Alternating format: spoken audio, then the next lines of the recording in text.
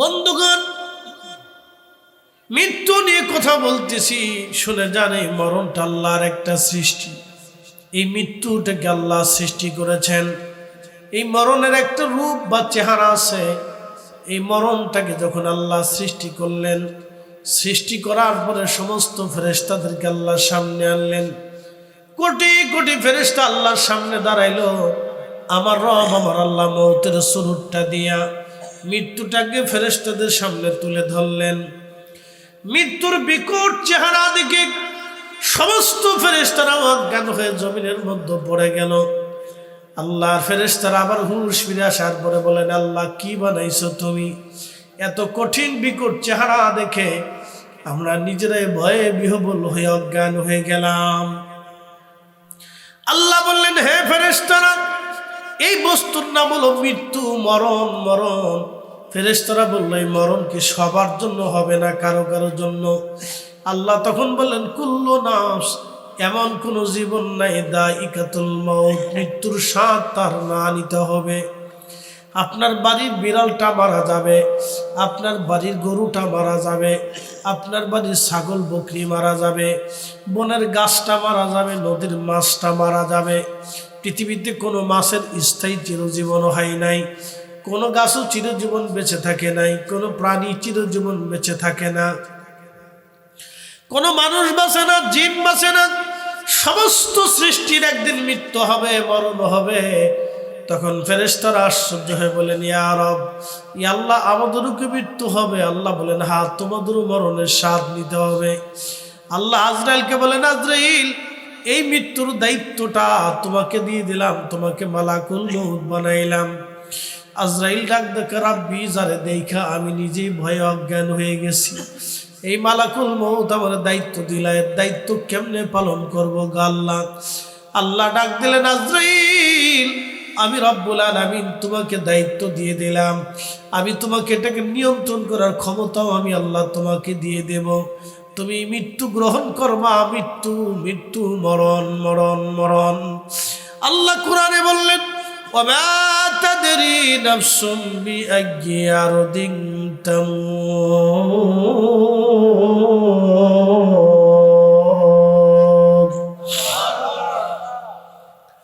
মানুষ কোথায়, কোন জায়গা, কোন হালতে কি অবস্থায় মারা যাবে মানুষ জানে না। কে কোথায়, কোন জায়গায়, কোন অবস্থায় মারা যাবে কেউ জানে না। আজও হতে পারে, কালও হতে পারে মৃত্যু। খুব মনোযোগ দিয়ে কথাগুলি শুনবেন। মরণ আসবে, মরণ থেকে পালানোর মতো কোনো রাস্তা নাই। আল্লাহর নবী বলেন, উম্মতরে, প্রত্যেক দিন যদি তুমি 20 বার মৃত্যুর কথা স্মরণ করো, আমার রব, আমার আল্লাহ তোমাকে শাহাদাতের মউত দিয়ে দিবে। কারণ মরণ এমন একটা বিষয় যেখান থেকে পৃথিবীর কোনো প্রেসিডেন্ট বাঁচতে পারে না। President Putin, president Trump, president Xi Jinping, পৃথিবীর সবচেয়ে নিরস্ত্রীবৃন্দ, একবারে নিরাপত্তা ডিভিশনের মধ্যে 3জন প্রেসিডেন্ট থাকে। একজনের নাম প্রেসিডেন্ট পুতিন। তারে এত বেশি নিরাপত্তা দেওয়া হয়, লক্ষ লক্ষ গোয়েন্দা কাজ করে তার নিরাপত্তার জন্য। লক্ষ লক্ষ গোয়েন্দা কাজ করে পৃথিবীর সর্বশ্রেষ্ঠ সেনা ছাউনি দিয়ে তাকে ঘিরে রাখা হয়, যাতে তার মৃত্যু না হয়, কেউ তাকে হত্যা করতে না পারে। আচ্ছা, আপনারা বলেন, প্রেসিডেন্ট পুতিন বলেন, ট্রাম্প বলেন, আর এই আপনি চীনের প্রেসিডেন্ট শি জিনপিং বলেন, তারা কি চিরদিন বাঁচবে না, মারা যাবে? সম্রাট, মুঘল সাম্রাজ্যের সম্রাটরা লক্ষ লক্ষ সৈন্য ডিভিশনের মাঝখানে তারা থাকতো, যাতে তাদের হত্যা করতে কেউ না পারে।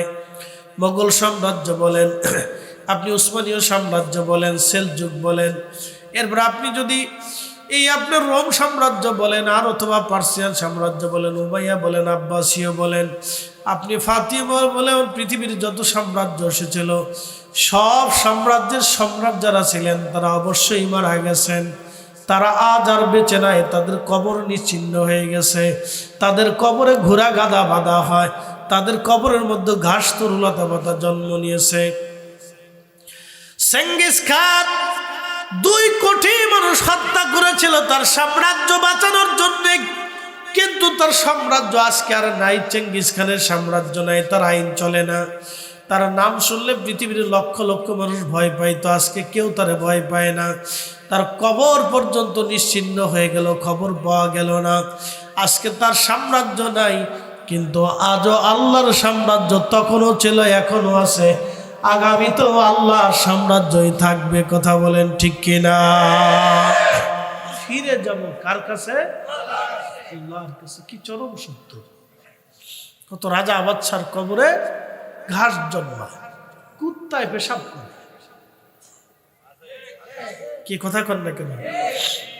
জমিদারদের বাড়ির সামনে যে দাঁড়াবেন, আমি শুনছি জমিদারদের বাড়ির সামনে দিয়ে বলে ছাতা মাথায় করে কেউ হাঁটতে পারতো না, জুতা স্যান্ডেল পায়ে দিয়েও যেতে পারতো না, কুন্নিশ করে যেতে হতো।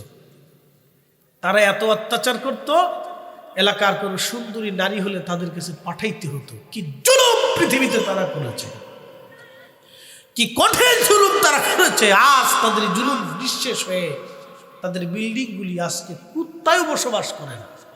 কি কথা বলেন ঠিক কিনা? আজকে কুকুরও বসবাস করে না, আজকে পচে গলে নিশ্চিহ্ন হয়ে এটা একটা ভাগার হয়ে গেছে। বুঝতে পারতেছে?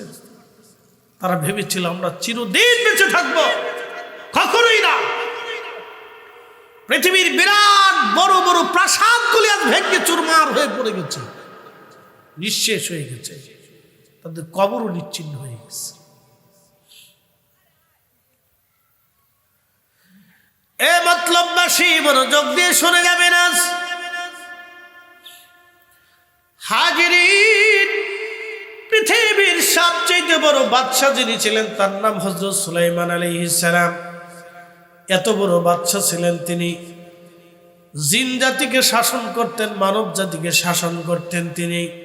পৃথিবীর এমন 1 ইঞ্চি মাটি ছিল না, 2 ইঞ্চি মাটির বাদশাহী আল্লাহ তাকে না দিয়েছিলেন। শুধু মাটি না, কোহে কাব থেকে শুরু করে, জিনদের রাজধানী কোহে কাব থেকে শুরু করে সমুদ্রের অতল গহ্বর, 7 সমুদ্র, পৃথিবীর 7টা মহাসাগরের একবারে কোনা পর্যন্ত তিনি শাসন করতেন। তিনি সুলাইমান।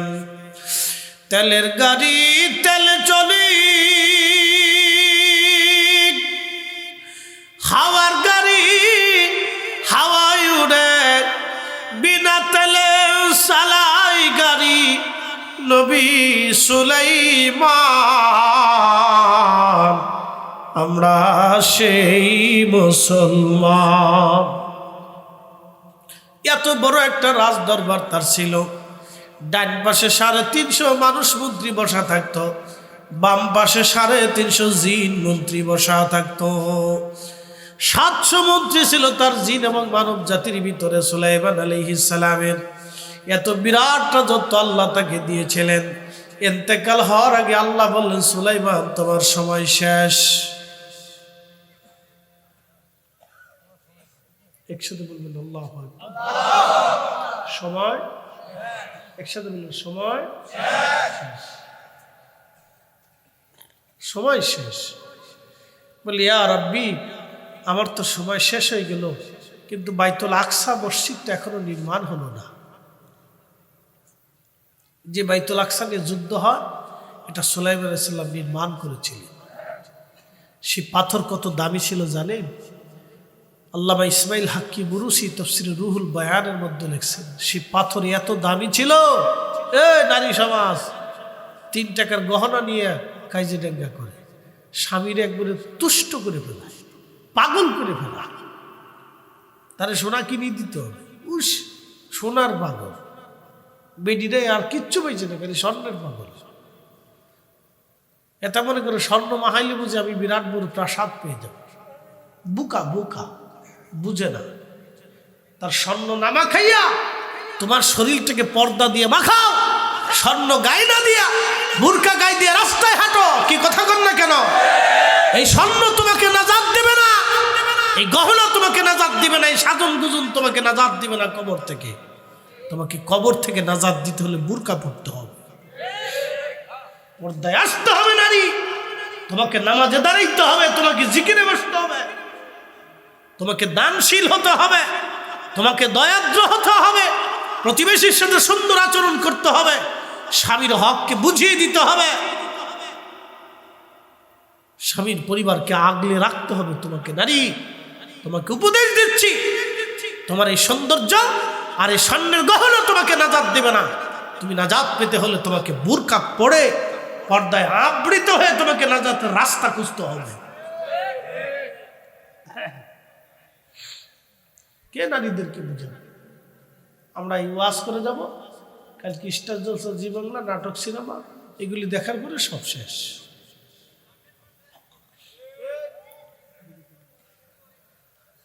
এ নারী সমাজ শুনিয়া যান, পৃথিবীর সবচেয়ে বড় বাদশা যিনি সুলাইমান আলাইহিস সালাম, এত বড় বাদশাকে আল্লাহ বললেন, সুলাইমান তুমি আর শেষ। বলে ইয়া রাব্বি, সবাই তো আমার শেষ হয়ে গেল, বাইতুল আকসা বানাইতে পারলাম না গো আল্লাহ। ইয়া রাব্বি, আমি জানি যদি আমি মারা যাই, জিন জাতিরা যদি জানে তাহলে মসজিদ বানাইতে দেবে না। শয়তান বড় চক্রান্ত করে বসে আছে। ইন্নাহু লাকুম আদুব্বুম মুবিন, সে প্রকাশ্য দুশমন। ওগো মালিক, মসজিদটা তো হবে না। আল্লাহ, পৃথিবীর গটল গহ্বর সমুদ্রের নিচ থেকে আমি মণিমুক্তা সংগ্রহ করেছি, জিনদেরকে দিয়া দামি দামি আমি মণিমুক্তা জহরত গুলি এনে মসজিদের সাথে লাগাইছি। সুন্দর করে মসজিদ আমি বানাইলাম। হযরত ইসমাইল হাক্কি রাহমাতুল্লাহ আলাইহি বলেন, এত সুন্দর দামি পাথর ছিল, রাতের আধারে ফিলিস্তিনের নারীরা ওই মসজিদের পাথরের আলোতে 16 কিলোমিটার দূর থেকে মহিলারা কাঁথা সেলাই করত। আসতে হয়ে গেল না? মনে হচ্ছে যে আপনার শ্বশুর বাড়িতে এরকম আছে। একসাথে বলেন আল্লাহু আকবার। আজও বিজ্ঞান যেটা পারে নাই, পারছে? যদি পারতো তাহলে টিরাম ডিরাম করতো, ফুতিন টুতিন করতো, শি জিনপিং করে দিয়ে দিত। একটা পারে নাই, আজও বিজ্ঞান এরকম পারে না। সুলাইমান আলাইহিস সালাম সমুদ্রের গহ্বরে জিনদেরকে দিয়ে পাথরগুলি আনতেন।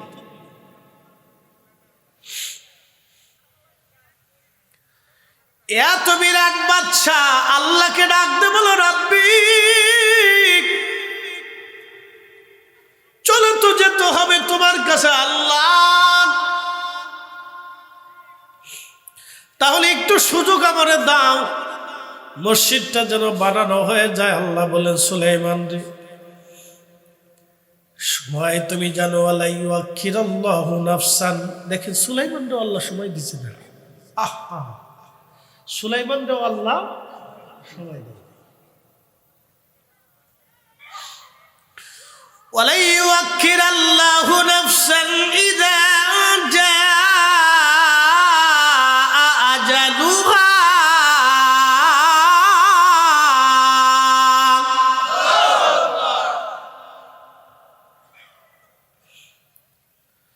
সুলাইমান আলাইহিস সালামকে আল্লাহ সুযোগ দিল না, ডাক দে বলো, সুলাইমান হায়াত শেষ হয়ে গেলে আর একটু সময় দেওয়া হবে না নবী গো, তোমার সময় শেষ, সুযোগ তোমার নাই। সুলাইমান আলাইহিস সালাম বলল, ইয়া রাব, মসজিদটা আমার বড় আশা, সুন্দর করে মসজিদ আমি বানাই দিয়ে যাব আল্লাহ। আল্লাহ বলেন, তাহলে কাছের হুজরা বানাইয়া ওই হুজরার মধ্যে তুমি দাঁড়াও, যাতে জিনেরা বুঝে যে তুমি মসজিদ বানানো দেখতেছ। সুলাইমান আলাইহিস সালাম প্রাসাদের বাহিরে এসে সুন্দর করে একটা কাঁচ দিয়ে হুজরা বানাইলেন। কাঁচ দিয়ে সুন্দর করে একটা হুজরা বানাইলেন। এই বিরাট হুজরার মধ্যে সুলাইমান আলাইহিস সালাম লাঠির উপরে ভর দিয়ে দাঁড়াইলেন। তার একটা লাঠি ছিল, লাঠির উপরে ভর দিয়ে দাঁড়াইলেন। দেখেন, তারপরেও আবার আল্লাহ তার সময় দেয় নাই। অতএব আমাদের সময় যদি শেষ হয়ে যায়, পৃথিবীতে থাকার আর কোনো রাস্তা নাই। মুসা আলাইহিস সালামের কাছে আজরাইল এসে বলল, মুসা, সময় আপনার শেষ, আপনাকে নিতে আসছি। মুসা আলাইহিস সালাম আজরাইল একটা ঘুষি মারছে।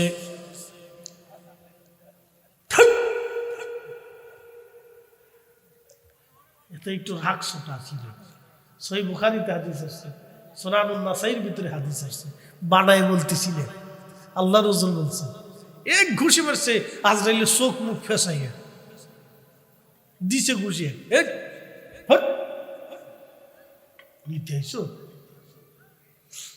দিছে না ঘুষি চোখ বেরিয়ে গেছে একসাথে বললেন আল্লাহু আকবার। এখন প্রশ্ন, যারা নূরের নবী খুঁজে পায় না, কি কথা কন নাকি আসেন আমার দিকে দেখেন, জিম টিম ঘুম টুম দিবেন না, প্রশ্নের জবাব দেবেন। ঘুম আইসি নি? একসাথে লারাসার দেখুন তো আল্লাহু আকবার, হাত উঁচা করে বলে না রে রিসালাত। হ্যাঁ ঠিক আছে। আমি যত সময় ওয়াজ করি তত সময় বুঝের ওয়াজ করি, বেবুঝের ওয়াজ আমার কাছে পাবেন না। 4 ঘন্টাও যদি করি তো 4 ঘন্টা বুঝের ওয়াজ করি। এক রাতে 5টা মাহফিল করা মানুষ আমি ব্রেক ফেল করে ফেলেছি। সারা বাংলাদেশে এরকম আছে কিনা আমি জানি না। এক রাতে তাহলে বুঝেন আমি 8 ঘন্টা ওয়াজ করছি ওই দিন। 8 ঘন্টা ওয়াজ করছি, 8 ঘন্টা কথা বলছি না, একটু গলাও বসে নাই, ব্রেনও দুর্বল হয়নি, এটা আল্লাহর দয়া। 8 ঘন্টা ওয়াজ করছি ওই দিনে। 8টা মাহফিলে হাজিরা দিয়েছি, টাইম টু টাইম আল্লাহ পৌঁছেছি, টাইম টু টাইম ওয়াজ করছি। তো মনোযোগ দেন। তো মুসা আলাইহিস সালাম এক ঘুষি মারছে, চোখ বেরিয়ে গেল। এখন প্রশ্ন, মুসা আলাইহিস সালাম মাটির তৈরি মানুষ, নূরের তৈরি ফেরেশতা আজরাইলের ঘুষি দিয়ে চোখ বের করে দিল। নূর কি ধরা যায়? একসাথে বলেন, জোরে বলেন। আলো কি? নূর। লাইটের আরবি শব্দ নূর। আলো কি ধরতে পারবেন? আলোরে যদি সারাদিন গুতান ফাইভেননি খুঁজে, তো মুসা আলাইহিস সালাম আজরাইলকে যখন ঘুষি মারল তো চোখ কেমনে বেরোল? আমার জবাব দিয়ে যান। কি কথা ঠিক আছে না ভাই? এর অর্থ হলো নূরের তৈরি ফেরেশতাকে আল্লাহ মানবীয় সুরত দিল। তাহলে মানবীয় সুরত দিলে বোঝা গেল চোখ আছে, আর ঘুষি দিলে চোখও খুঁজে পাওয়া যায়, চোখও বের হয়ে যায়। তাহলে আমার নবী মানুষ, কিন্তু নূরের তৈরি মানুষ। কথা বলেন ঠিক কিনা? আল্লাহ তার নূর দিয়ে দুনিয়াতে পাঠাইছে, কিন্তু খুসুসিয়ত মানুষ, গুণাবলী মানুষ। মানে আপনি যদি না বুঝেন তাহলে বুড়িগঙ্গার পানি দিয়ে আপনার বেরেন ধুয়ে নিয়ে আসেন। কি কথা কন না কে? না বুঝলে তো আমি আর আপনার বুঝাইতে পারবো না। এখনো যদি কোন কেমনে, তাহলে কেমনে হইলে আল্লাহর জিজ্ঞাসা। কি কথা ঠিক আছে না ভাই? যদি কোন কেমনে, তাহলে কেমনে হইলে আল্লাহর জিজ্ঞাসা। যদি তা না বুঝেন তাহলে আপনি বুড়িগঙ্গার পানি দিয়ে মাথাটা ভালো করে ধুয়ে নিয়ে আসেন। তাহলে ওই পানি দিয়ে ধুইলে বরকত পাবেন, সূর্যর সুঘ্রাণও পাবেন সাথে। কি কথা বলবেন? বুড়িগঙ্গার পানি চিনছেন নি আপনারা? খুব বরকতওয়ালা পানি। কেউ যদি এই পানিতে গোসল করে শীতের দিনে তো খুব মজার গোসল হয়, খুব ভালো পানি। বাপরে বাপ, কি পানির পানি! 1 কোটি মানুষের বাথরুম, পেশাব, পায়খানা সব এটির ভিতরে ঢুকে। বাপরে বাপ, কি পানির পানি, কি বরকতওয়ালা পানি! মতলববাসী মনোযোগ দিয়ে শোনেন। হযরতে মূসা কালিমুল্লাহ ঘুষি মারছে, চোখ বের হয়ে গেল। আজরাইল চোখখানা ধরিয়া আল্লাহর দরবারে যা বলেন, ইয়া রাব, আপনি কার কাছে পাঠাইছেন? বলে কেন? সুবহানাল্লাহ। আল্লাহ জানেনি? জোরে বলেন, আরো জোরে। আমি একটা ওয়াজ করছিলাম, হুজুর গাউসে পাকের এক ভক্তর, এক মুরিদের 70 বার এক রাতে স্বপ্ন দেখেছে। এই ওয়াজটা আমার ওয়াজ না, এটা বিশ্ববিখ্যাত মুহাদ্দিস আল্লামা ইমাম মুল্লা আলী কারি মাক্কি 450 বছর আগে আর নুজহাতুল খাওয়াতিরের মধ্যে লিখেছে। হুজুর গাউসে পাকের একটা কারামত ছিল, কারামতের। তো এক বক্তা এটার ভুল ধরে বললো যে এটা গাঁজা খাওয়া ওয়াজ। এক রাতে কি করে 70 বার স্বপ্নদোষ হয়? তো ওই বক্তাকে জিজ্ঞেস করার দরকার, ভাই তাহলে সুলাইমান আলাইহিস সালাম এক রাতে 100 স্ত্রীর সাথে কিভাবে মিলন করলো? সহিহ বুখারীতে হাদিস আছে, আপনি বলে দাও, হিসাব করে দাও, দাও হিসাব করে। সহিহ বুখারীতে সুলাইমান আলাইহিস সালাতু ওয়াস সালাম এক রাতে 70 জন, কোন হাদিসে 100 জন স্ত্রীর সাথে সহবাস করেছেন, সময় দিয়েছেন, মিলন করেছেন। কি করে সম্ভব? আপনি আমাকে হিসাব করে বুঝাই দেন। 12 ঘন্টার রাতে ওনার নামাজ কোন সময় ছিল, আর উনি স্ত্রীর সাথে 100 জন বিবির সাথে কি করে সময় দিল আপনি আমাকে বুঝান। অথচ আল্লাহ রাসূল বলছেন সত্য কথা, এটা ওনার মুজিজা। একসাথে বলবেন আল্লাহু আকবার। কতজন স্ত্রী? জোরে কর। এরকম বেটা পৃথিবীতে আর কোনোদিন জন্ম নেবে? হ্যাঁ, বুঝে যান, 100 জন স্ত্রীকে সময় দিছে এক রাতে। তো কেমন বেটার বেটা ছিল। নবীজি বলতেন সুলাইমান আলাইহিস সালাম সুপুরুষ ছিল, আল্লাহ তাকে এই বরকত দিয়েছিলেন, মুজিজা দিয়েছিলেন। একসাথে বলবেন আল্লাহু আকবার। কে দিছে? কে দিছে? এর তো কোনো ব্যাখ্যা নাই। কি কথা কর না কেন? কোনো জবাব আছে? জবাব আছে? বাংলাদেশে বহু পুরুষের সারা জীবনেও পুরুষত্ব নেই, আবার একজন পুরুষ 4 জন স্ত্রী মেইনটেইন করে, সময় দেয়। কি কথা কর না কেন? 4 জন স্ত্রীও তাকে কুলাইতে পারে না, এরকম পুরুষও আছে। কি কথা কর না কেন? আরবের এক একজন 15টাও বিয়ে করে, 20টা বিয়ে করে, 25টা বিয়ে করে। তোর 25টা স্ত্রীর সাথে সে সময় দেয় না? অবশ্যই সময় দেয়, কিছু না কিছু হলেও তো সময় দেয়। তো সময় দিতে হলে তো একটা 25টা নারীকে একজন পুরুষ কি করে নিয়ন্ত্রণ করে?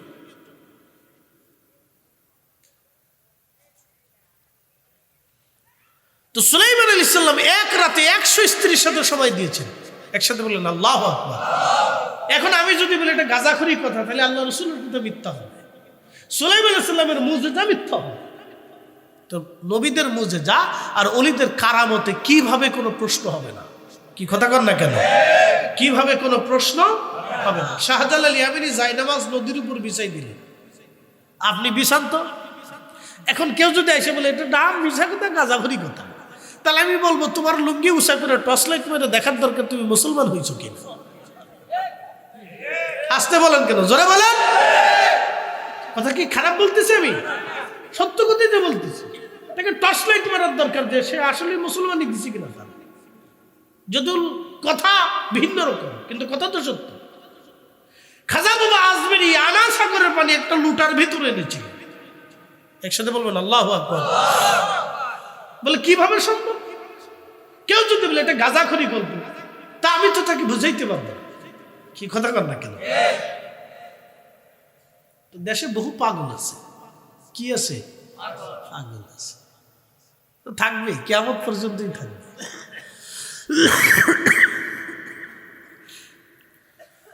অপ্রিয় মুসলমান, খুব মনোযোগ দেবেন। হযরতে মুসা কালিমুল্লাহ চোখ হাতে নিয়ে রওনা করলেন। দুঃখিত, আজরাইল আলাইহিস সালাম চোখ হাতে করে নিয়ে রওনা করলেন। আল্লাহর কাছে যা বলেন, ইয়া রব, আপনি আমারে কার কাছে পাঠাইলেন? আমারে এমন এক ঘুষি মারছে, আমার চোখ বের করে ফেলেছে। আল্লাহ বলেন, আজরাইল সে কি চায়? বলে আমারে যেমনে মারছে বোঝা যায় সে মরতে চায় না। আল্লাহ বলেন, আজরাইল আবার ফেরত যাও, ফেরত যাইয়া তার বলো, মুসা কালিমুল্লাহ তুমি একটা গরুর উপরে হাত দাও, তোমার হাতের নিচে যত পশম পড়বে তত বছর তোমাকে হায়াত দেওয়া হবে।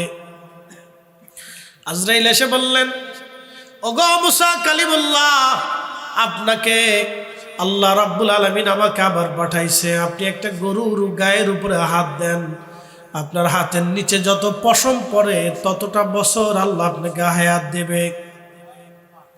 মুসা নবী বললেন, ওগো আজরাইল তারপরে কি হবে? বলে তারপরে আপনার মরণ হবে, আপনি মৃত্যু থেকে পালাইতে পারবেন না। ইস, কি চরম সত্য কথা।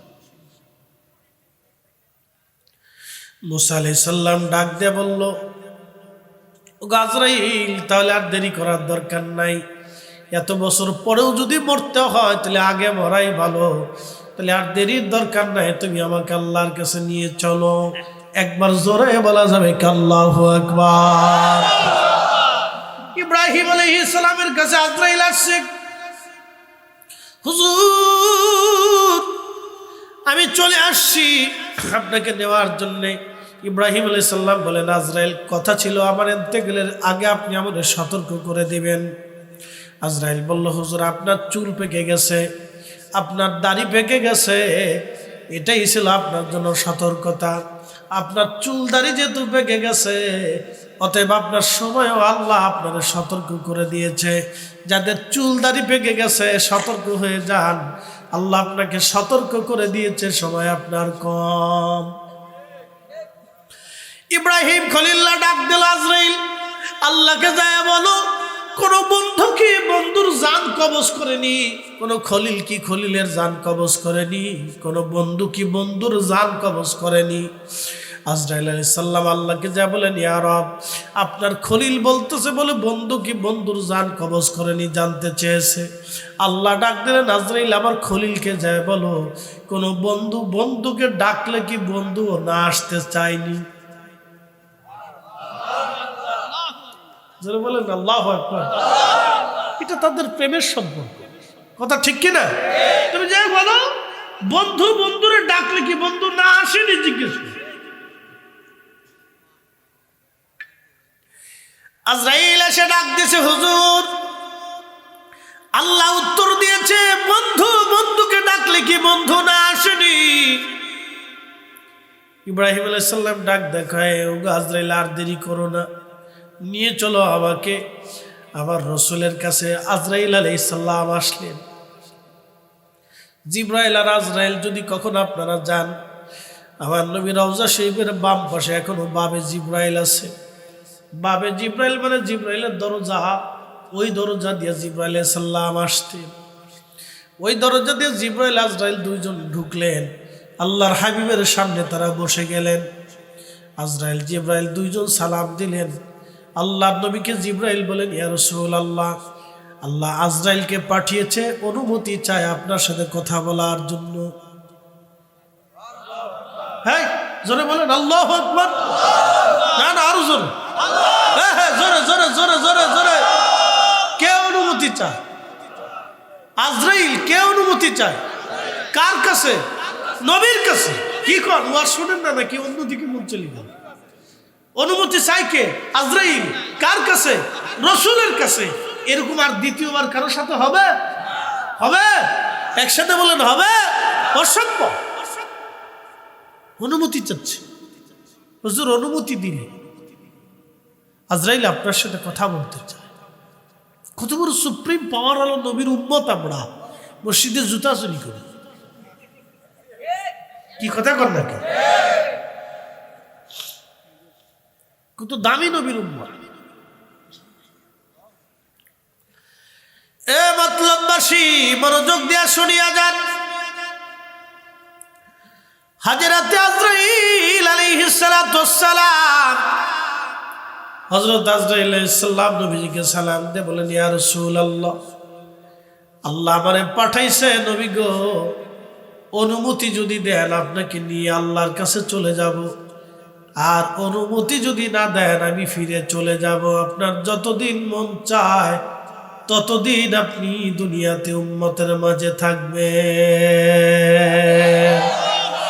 না না হয় না, জোরে বলেন মারহাবা। ত্রিভুবনের প্রিয় মুহাম্মদ এলো রে দুনিয়ায় রে সাগর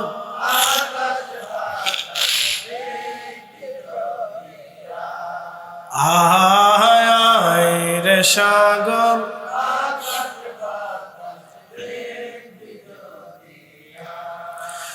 ধুলির ধরা বেহেশত আজ বলেন, ধুলির ধরা বেহেশত আজ জয় করিল দিল রে লাজ। আজকে খুশির ঢাল নেমেছে ধূসর সাহারায় রে সাগর দেখবি যদি আয় রে সাগর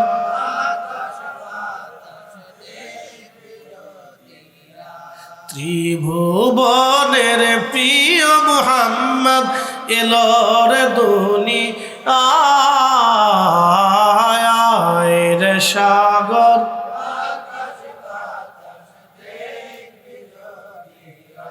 আল্লাহুম্মা সাল্লি আলা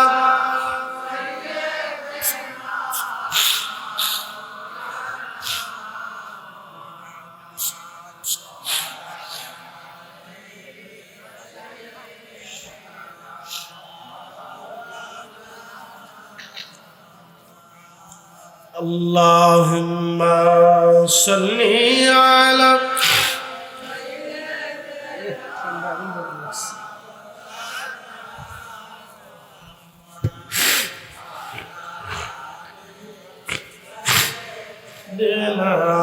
মাওলানা। আল্লাহ নবীজি জিব্রাইলের দিকে তাকাইলেন। জিব্রাইল, খুদার বিধান কি রকম? জিব্রাইল বলেন, হায় ইয়া রাসূলুল্লাহ, আল্লাহ জানাইছেন অনুমতি দিলে আপনাকে নিয়ে যাওয়া হবে, আর যদি অনুমতি না দেন আজরাইল ফিরে চলে যাবে। তবে হুজুর, আপনার মাশুক আল্লাহ আপনার অপেক্ষায় আগ্রহী হয়ে আছে। একসাথে বলেন আল্লাহু আকবার। বলেন না ইয়া রাসূলুল্লাহ। আজরাইল ডাক দিয়ে বললেন, আমার নবী বলেন, আজরাইল দেরি করো না, নিয়ে চলো আমাকে, আমি আর দুনিয়াতে থাকতে চাই না। আমার নবী বলেন, আজরাইল, আমার গুনাহগার উম্মত ইন্তেকাল হবে, আমার গুনাহগার উম্মতের জান তুমি যখন কবজ করবা, আজরাইল ও আদা করো আমার উম্মতকে তুমি কষ্ট দেবা না। আজরাইল বলল, হুজুর, আপনার উম্মত যদি নেককার হয়, মায়ের কোলের মধ্যে একটা সন্তান যেভাবে ঘুমায়, আমি আপনার উম্মতের জান ওইভাবে কবজ করে নিয়ে যাব। আটার দলার ভিতর থেকে চুল বের করে নিয়ে আসলে যেমন আটার দলা বুঝতে পারে না, আমি তার জান ওইভাবে নিয়ে চলে যাব, সে বুঝতেও পারবে না কি হয়ে যায়। এই জন্য আল্লাহ বলেন, আইয়াতুহান নাফসুল মুতমাইন্না তুরজিই ইলা রাব্বিকি রাদিয়াতাম মারদিয়া ফাদখুলি ফি ইবাদি ওয়াদখুলি জান্নাতি।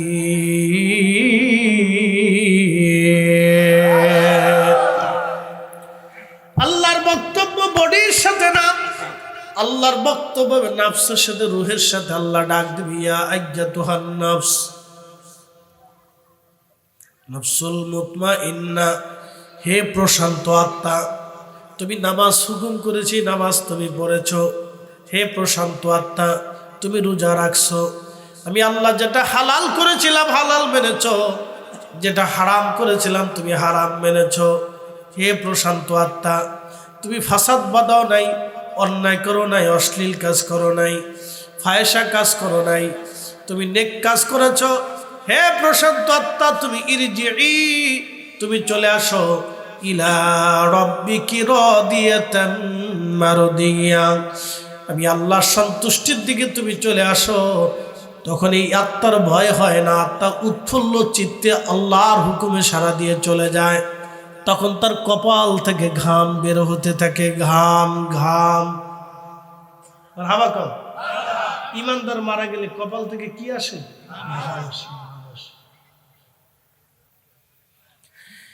নেককার মারা গেলে কপাল থেকে ঘাম আসে, চেহারা নুরানি থাকে, উৎফুল্ল চেহারা তার থাকে, কারণ খুশি মনে সে চলে যায়। কি মনে যায়?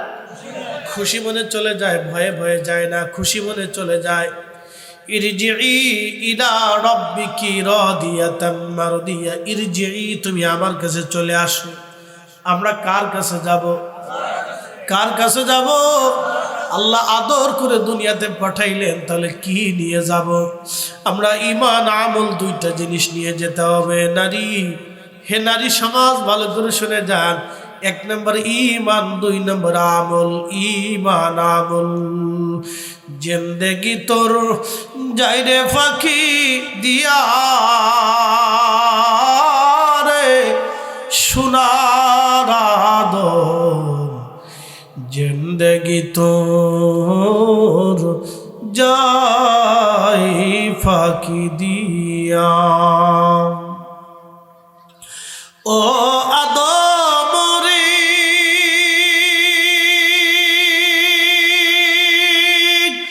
কাবিনের ওই কোলেতে কাল ঘুমেতে রইলি তুই, কাটাইলি তুই ঘুমাইয়া ঘুমাইয়া রে সোনার আদম, জিন্দেগি তোর যাই ফাঁকি দিয়া। বুঝতে কি অসুবিধা হয়? আমরা ফিরে যাব, চলে যাব আল্লাহর কাছে, থাকার তো কোনো সুযোগ নাই, থাকার কোনো রাস্তা নাই। আমরা আল্লাহর কাছে ফিরে চলে যাব, থাকার আর কোনো রাস্তা। ও মতলবের মুসলমান, খুব ভালো করে শুনে জানি, ইরজিই, আল্লাহ ডাক দেয়, ইরজিই, ফিরে আসো, ইলা রাব্বিকি রাদিয়াতাম মারদিয়া, আমি আল্লাহর সন্তুষ্টির দিকে চলে আসো। ফাদখুলি ফি ইবাদি ওয়াদখুলি জান্নাতি, তুমি আমার জান্নাতে চলে আসো। জান্নাত একবার জোরে বলা যাবে কি মারহাবা? কত বছর ভারতে গেলাম, আমাকে গুয়াহাটি বিমানবন্দর থেকে নামাইয়া, আসামের গুয়াহাটি বিমানবন্দর, এখান থেকে নামাইয়া আমাকে তারা চরের ভিতরে নিয়ে চলে গেল। চরে, ব্রহ্মপুত্র নদীর মাঝখানে চরে। আমাদের যেমন পদ্মা যমুনার চর আছে, মেঘনার চর আছে, চরের মাঝখানে তারা আমাকে নিয়ে গেল। আল্লাহু আকবার। গরিব মানুষ, অত্যন্ত দিনহীন পীড়িত মানুষ তারা। আমি রাত্রিবেলা বুঝতে পারি নাই, সকালবেলা যখন আসতেছিলাম তখন আসার সময় দেখলাম হায় হায়, তারা অত্যন্ত দরিদ্র, একেবারে দরিদ্র পীড়িত মানুষ, খুবই অভাবী মানুষ তারা। আমাকে অনেক কষ্ট করে তারা মাহফিলে নিয়ে গেছে ইন্ডিয়াতে। দেখার পরে আমার কাছে খুব মায়া লাগলো, হায় হায়, এত কষ্ট করে তারা আমাকে নিয়ে আসছে। বলতেছিল, হুজুর বহুদিন আপনার ওয়াজ শুনি, আমরা আপনাকে এই দেশে আমরা আনবো, সেই জন্য অনেক কষ্ট করে আপনাকে আনছি। সকালবেলা দেখি 5 টাকা, 10 টাকা, 20 টাকার নোট হাতে নিয়ে মানুষেরা, দরিদ্র মানুষগুলি, চরের মানুষ দাঁড়ায় আছে, আমার হাতে দিতে চায়, আমি নেই না। আমি বললাম, না, আপনারা দিতে চেয়েছেন, আমি খুশি হয়ে গেছি, আমাকে টাকা দিতে হবে না, এমনিতেই খুশি। আমি বললাম, আপনাদের এই অবস্থা কেন, দারিদ্রতা কেন? বলল, হুজুর সরকার আমাদেরকে কার্ড দেয় না, জাতীয়তা দেয় না, নাগরিকত্ব দেয় না, সেটা নিয়ে অনেক আন্দোলন ফান্দোলন হয়। ওরা মনে করে আমরা বাংলাদেশি, অথচ আমরা এখানে শত শত বছর ধরে বাস করি। আমাদের পূর্বপুরুষরা এই জমিনে বেশ বাস করেছে, তারা আমাদেরকে মনে করে আমরা বাংলাদেশ থেকে আসছি। হুজুর বড় কষ্টের মধ্যে আমরা আজ আছি, নাগরিক সুযোগ সুবিধা আমাদের নাই, সরকারি চাকরি বাকরি নাই, আমরা কষ্টের মধ্যে আছি। আহা, তাদের হাত পা কাজ করবার দেখলে, বাড়ি ঘরগুলি, কি দারিদ্র পীড়িত মানুষ তারা, বড় কষ্ট লাগলো আমার কাছে। আমি আসার সময় একটু কেঁদে দোয়া করে আসলাম, ইয়া রব, এই মানুষদেরকে আপনি হিসাব করেন, দয়া করেন। পরে বলছি যে যদি কোনোদিন আমি ইন্ডিয়াতে আসি, যোগাযোগ রাখেন, আমি আপনাদের মাহফিলটা আবার এসে একবারে ফ্রি করে দিয়ে যাবো, একটা টাকাও লাগবে না। বলছে 1 টাকাও লাগবে না, ফ্রি করে দিয়ে। প্রিয় উপস্থিতি, মনোযোগ দেবেন। ইন্ডিয়ার চরের মানুষ, ব্রিটিশ আমলের কথা, চরের মানুষগুলি অত্যন্ত অশিক্ষিত মানুষ, লেখাপড়া নাই। একজন লোক মারা গেল, মারা যাওয়ার পরে তারা লোকটাকে নিয়ে রাস্তার পাশে তারা বসে আছে। কিভাবে দাফন কাফন করে তারা জানে না, কিভাবে তারা মাটি দিবে তাও জানে না, কিভাবে গোসল করবে, জানাজা পড়াবে তাও তারা জানে না। দীর্ঘ সময় বসে থাকার পরে দেখে একটা লোক সাইকেল চালায় যায়, মুখে কদ্দূর দাঁড়িয়ে আছে। সালাম দিয়ে জিজ্ঞেস করলো, ভাই আপনি কি মুসলমান? বলে হ্যাঁ। বলে আপনি যেহেতু সাইকেল চালান, ব্রিটিশ আমলে সাইকেল মানে অনেক কিছু, কথা ঠিক আছে না? ব্রিটিশ আমলে একটা সাইকেল থাকলে মনে হইতো অনেক কিছু। এখন তো ফেরাডো আসলেও মানুষ ওর দিক চাইয়ে থাকে না। হেলিকপ্টার আইলে চিন্তা করে একটা আইসে একটু দেখে আসি কেমনে বানাইছে, তো কদ্দূর ফুলাবান টুলাবান যায় একটু দেখে টেকে। আর আগে সাইকেল চালায় গেলেও মানুষ দেখতে আসতো যে এটা আবার কি, দেখে আসি। তো সাইকেল চালায় যাচ্ছে, ডাক দিয়ে বললো, ভাই আমরা শহরের মানুষ, খুব অশিক্ষিত লোক, লেখাপড়া আমাদের নাই। নারী সমাজ ভালো করে শুনে যায়, খালি তো স্টার জলসা দেখেন, আমার এই ওয়াজটা একটু মনোযোগ দিয়ে শুনে যাবে, আমার কথাগুলি শুনবেন। আমার এই ওয়াজে যদি একটা লোক বুঝে, তাও আমরা যে মাহফিলটা সাজাইছি তাদের সার্থকতা আছে। কথা ঠিক আছে না ভাই? তারা ইচ্ছা করলে অন্য কিছু করতে পারত, তারা এই টাকা দিয়ে অন্য কিছু করতে পারত, কিন্তু তারা কি করছে? মাহফিল সাজাইছে। কেন? মানুষটা যাতে দিন বুঝে, সুন্নিয়ত বুঝে, ইসলাম বুঝে। কথা ঠিক আছে না ভাই? না অন্য কোনো উদ্দেশ্য আছে? চেয়ারম্যানিতে দাঁড়াবে নাকি? কোনো সিস্টেম টিস্টেম আছে না? চেয়ারম্যানিতে দাঁড়াইতো নি, মেম্বারিটি না, তো ঠিক আছে, তাহলে ঠিক আছে। তা খুব মনোযোগ দেয়। তো বলতেছে যে ভাই আমরা দিনহীন মানুষ, বুঝি সুঝি না, তা আপনি শিক্ষিত লোক, আমরা এই লোকটা মারা গেছে, একটু জানাজার কাফন দাফন কেমনি করতে, আপনি একটু দয়া করে আমাদেরকে একটু শিখে টিকে বুঝাই টুঝে দিয়ে মাটি টাটি দিয়ে যান। তো উনি বললেন যে দেখো আমি ব্রিটিশদের চাকরি করি, যদি অফিসে ঠিক মতো না যাই, টাইম মতো না পৌঁছালে আমার অনেক বড় জবাবদিহিতা। ব্রিটিশদের চাকরি এটা বাংলাদেশের ঘুমাইন্না চাকরি ছিল না। বাংলাদেশের ঘুমাইন্না চাকরি বুঝেন? রাস্তায় ভাঙ্গে কোনাত ভাঙ্গে পড়ে রয়েছে। যারা রোডের চাকরি করে তারা আমার মনে হয় বছরে একবার এসে বুলুক দিয়েও দেখে না যে পাশে ভেঙে গেছে, এখানে অ্যাক্সিডেন্ট হয় না কি হয়, এটা খোঁজ খবর নেয় না। মানে একবারে সোনার চাকরি পেয়ে গেছে। কি জমিদারের চাকরি, কি জমিদারের চাকরি, বুঝতে পারছেন? সৌদি আরবে জানতো জমিদারি একবারে বাটাম চালান দিয়ে সোজা করে দিবেন। তাই কথা কর না কেন? ভূমি অফিসে যাবেন, পয়সা মারতে, অমুক অফিসে পয়সা মারতে হয়, তমুক অফিসে টাকা দিতে হয়, টাকা নিয়ে দিলে সরকারি কর্মচারী কর্মকর্তারা কথা বলে না। টাকা আমরা এদেশের গরিব মানুষ, কষ্টের মানুষ, কষ্ট করে পরিশ্রম করে আমাদের ট্যাক্স, আমাদের খাজনা দিয়ে তাদের বেতন দেওয়া হয়, অথচ এদেশের মানুষ অফিস আদালতে গেলে তাদের উল্টে আরো টাকা দিতে হয়। কি কথা কর না কেন? সৌদি আরবে জানতো একবার বাটাম চালান দিয়ে সোজা করে দিল।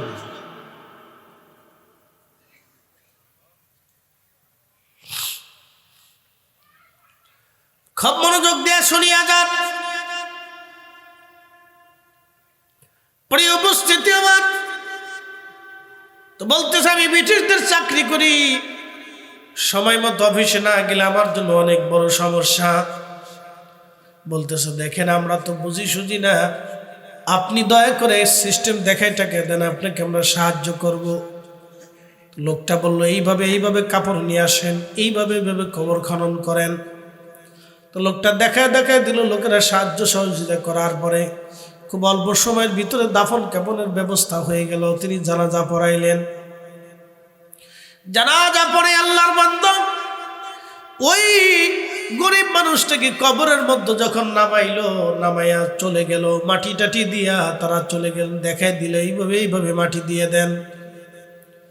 তারপরে লোকটা সাইকেল চালা অফিসে যাইয়া বুক পকেটে হাত দিয়ে দেখে তার আইডি কার্ডটা নাই। চিন্তায় পড়ে গেল যে আইডি কার্ড নাই, বাসার থেকে আইডি কার্ড আনছে, এটা তো একটা বিরাট বড় প্যারা। এখনকার মতো তার এই আধুনিক সিস্টেম ছিল না। আগে একটা কাগজপত্র হারাই গেলে বড় ধরনের একটা প্যারা ছিল। ফটো স্টেটের সিস্টেম তো তখন ছিল না, ছিল না, অনেক বড় প্যারা ছিল। তো লোকটা বিরাট বড় চিন্তায় পড়ে গেল, কি করবো এখন, কোথায় হারাইল?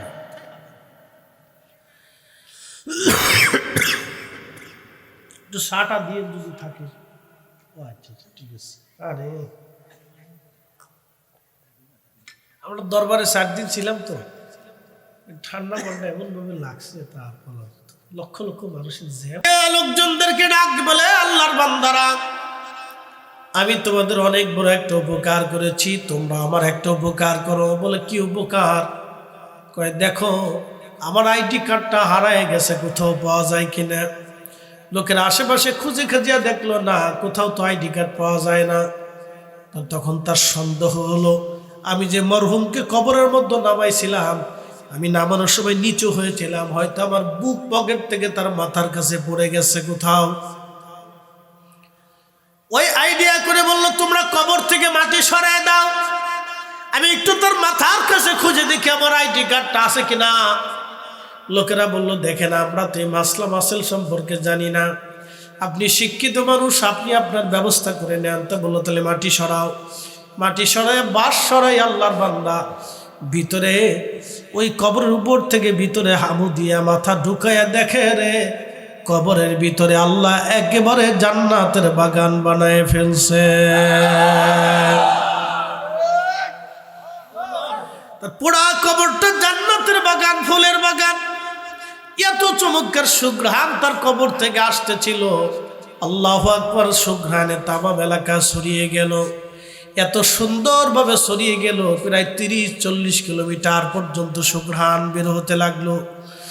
বাতাসের মাধ্যমে সুঘ্রাণ সারা এলাকায় ছড়িয়ে গেল, এত পরিমাণে সুঘ্রাণ ছড়িয়ে গেল, 30-40 কিলোমিটার ব্যাপী কোনো সুঘ্রাণ আর সুঘ্রাণ, সুঘ্রাণ আর সুঘ্রাণ।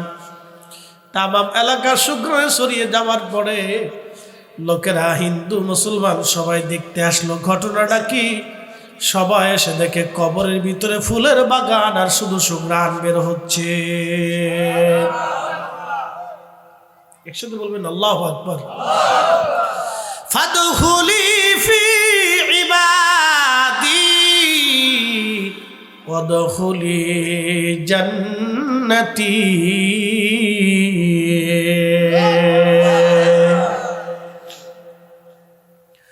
তেলের গাড়ি তেলে চলে, হাওয়ার গাড়ি হাওয়ায় উড়ে, বিনা তেলে চালাই গাড়ি নবী সুলাইমান। আমরা সেই মুসলমান, আমরা সেই মুসলমান, ঠিক কিনা? এ মতলববাসী শুনিয়া যান, সারা এলাকা শুক্রানে ভরিয়া গেল। সবার চিন্তা হলোটা কি? দেখলাম কি আমরা, কি করে এটা সম্ভব? হাজার হাজার মানুষ ভিড় পড়ে গেল দেখার জন্য। সবাই এসে দেখার পরে উলামায়ে কেরাম আসার পরে বলল, ঠিক আছে, তার কবর আবার সমান করে দাও, উপরে মাটি দিয়ে দাও। উপরে মাটি দিয়ে দেওয়া হলো। উলামায়ে কেরাম বলল, তার কি কোনো আত্মীয় স্বজন আপনজন কেউ আসেনি? বলে, একটা মাত্র মেয়ে আছে, সে অত্যন্ত গরিব এবং দরিদ্র একজন মানুষ, একটা মাত্র কন্যা সন্তান আছে। লোকজন বাড়িতে যায়, দেখে ঘরের ভিতরে মেয়েটা কান্নাকাটি করে। উলামায়ে কেরাম সালাম দিয়ে বললেন, মা দয়া করে বলেন আপনার বাবা সম্পর্কে আমাদেরকে একটু বলেন, তার আমল কি ছিল? মেয়েটা বলল, দেখেন আমরা অত্যন্ত হীন ও দরিদ্র মানুষ, আমার মা মারা গেছেন, আমার আব্বা দ্বিতীয় স্ত্রী আর কখনো গ্রহণ করেন নাই, আমি তার একটা মাত্র কন্যা সন্তান। এবং আমার বাবা বাজার সদাই করে আনতেন, আমি মেয়ে রান্না বান্না করে বাবাকে নিয়ে আমরা চলতাম। আমরা অত্যন্ত গরিব ছিলাম, বাবা দিন আনতেন, দিন খাইতেন, কোনোদিন খাইতাম, কোনোদিন না খেয়ে থাকতাম, এইভাবে আমাদের সংসার চলতেছিল। এ মতলবের মানুষ মেয়েটাকে দেখে বলতেছিল, হুজুর আমরা দিনহীন গরিব, কোনোদিন আনতাম, কোনোদিন খাইতাম, কোনোদিন না খেয়ে থাকতাম। হুজুর তবে আমার আব্বাকে দেখতাম, আমার বাবা কখনো নামাজ কাজা করতো না। একবার জোরে বলা যাবে আল্লাহু আকবার? না না, জোরে বলেন আল্লাহু আকবার। আমার আব্বাকে দেখছি, আব্বা জান নামাজ কাজা করতেন না, নামাজ ছাড়তেন না। আব্বাজানকে আর একটা আমল করতে দেখতাম, আমার আব্বাজান একটা বই পড়তো। আমার তো লেখাপড়া নাই, আমার আব্বাও লেখাপড়া জানতো না, আমিও লেখাপড়া জানি না। আমরা এই চরের মানুষ, এই অঞ্চলের মানুষ, আমাদের কোনো লেখাপড়া নাই, আমরা অত্যন্ত হীন ও দরিদ্র পীড়িত মানুষ। জুর আমাদের কোনো লেখাপড়া নাই, আমার আব্বাজানও লেখাপড়া জানতেন না। একটা বই আব্বাজান রাত্রিবেলা ঘুমানোর আগে সবসময় পড়তেন। বইটা পড়ার সময় আব্বা আঙ্গুল ঘুরাইতেন আর বলতেন, আল্লাহ এটা তোমার কালাম, আল্লাহ এটা তোমার কালাম, আমি পড়তে জানি না, আমি পড়তে জানি না, আল্লাহ এটা তোমার কালাম, আমি পড়তে জানি না। প্রত্যেক লাইনে লাইনে আব্বাজান আঙ্গুল ঘুরাইতেন আর বলতেন, আল্লাহ এটা তোমার কালাম, তোমার কালাম আমি পড়তে জানি না। আলেমরা বলল, মা দেখি তো এই বইটা। মেয়েটা ঘরের ভিতর থেকে বইটা নিয়ে আসার পরে দেখতেছে বই তো দুনিয়ার অন্য বই না, এটা পবিত্র কুরআনুল কারীম, আল্লাহর কালামুল্লাহ শরীফ। একবার জোরে বলা যাবে কি মারহাবা?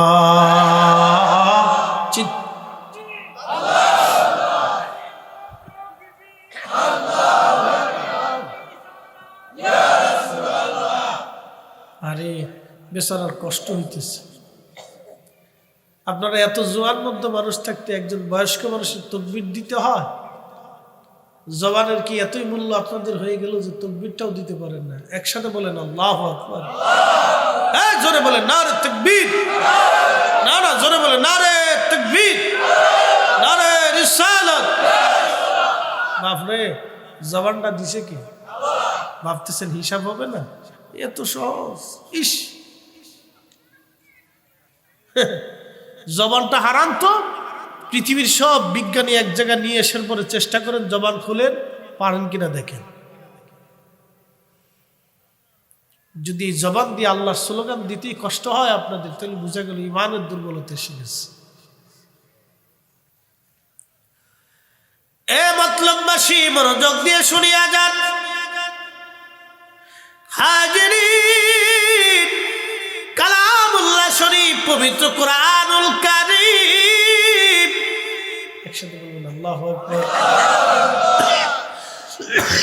কিতাবের নাম কি?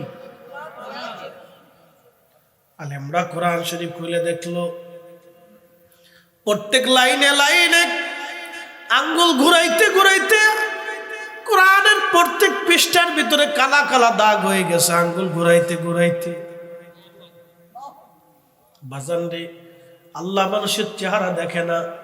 প্রেসিডেন্ট পুতিন কিয়ামতের ময়দানে তার কোনো দাম নাই, কারণ ঈমান নাই। কথা ঠিক কিনা? প্রেসিডেন্ট শি জিনপিং কিয়ামতের ময়দানে 4 পয়সার দাম নাই, কারণ ঈমান নাই। প্রেসিডেন্ট ট্রাম্প কিয়ামতের ময়দানে 4 পয়সার দাম নাই, কারণ ঈমান নাই। পৃথিবীর বড় বড় প্রেসিডেন্ট যার ঈমান নাই, কিয়ামতের ময়দানে 4 পয়সাও তার দাম হবে না। যদি ঈমান না থাকে তো দাম নাই। কি কথা কন না কেন? জোরে বলেন। 4 পয়সাও তার দাম হবে না, 4 পয়সাও মূল্য হবে না। এ মুসলমান, খুব মনোযোগ দিবেন। হাজিরিন, কিন্তু এমন একজন দিনহীন গরিব মানুষের দাম এত বড় হয়ে গেল, তার কবর বেহেশতের বাগান হয়ে গেল। আল্লাহর নবী বলেন, আল কবরু রাউযাতুম মিন রিয়াজিল জান্নাহ। আল্লাহ কারো কারো কবর আল্লাহ জান্নাতের বাগান বানায় দেয়, জান্নাতের বাগান। একদিন মাটির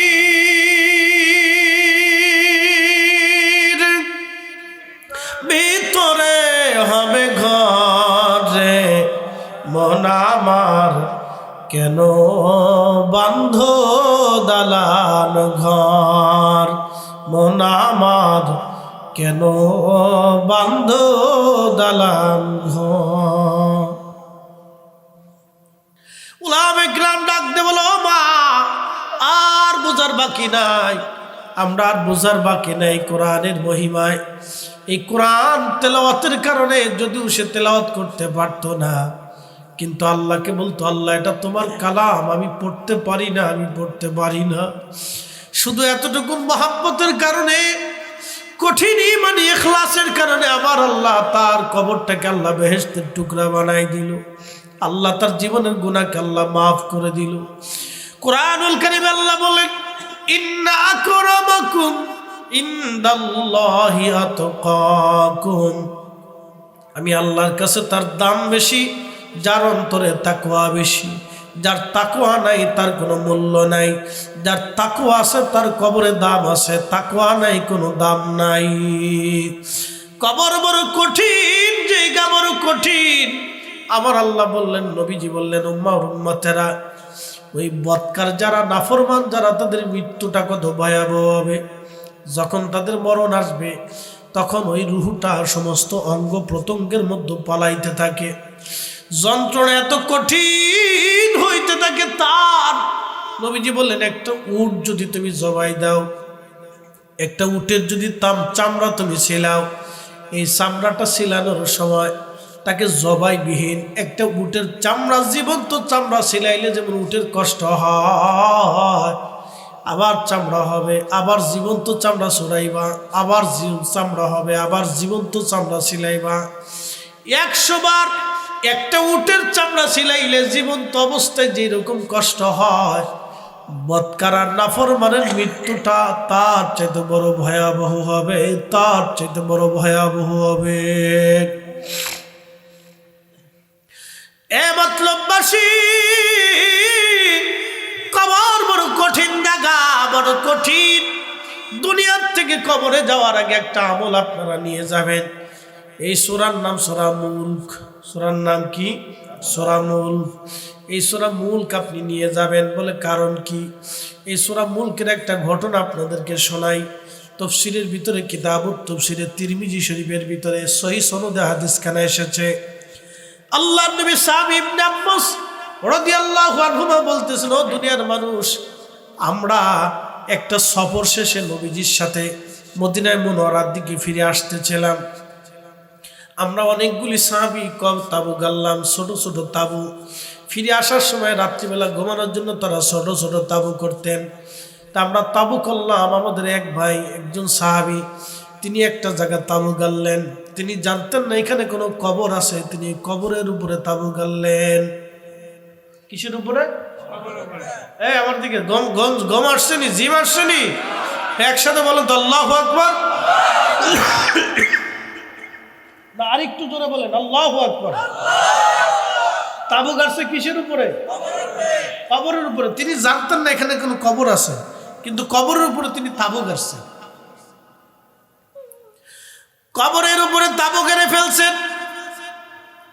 কবরের উপরে তাবু গাড়ার পরে সাহাবী বলতেছেন, আমি কবরের উপরে তাবু গেড়ে কবরের উপরে শুয়ে পড়লাম।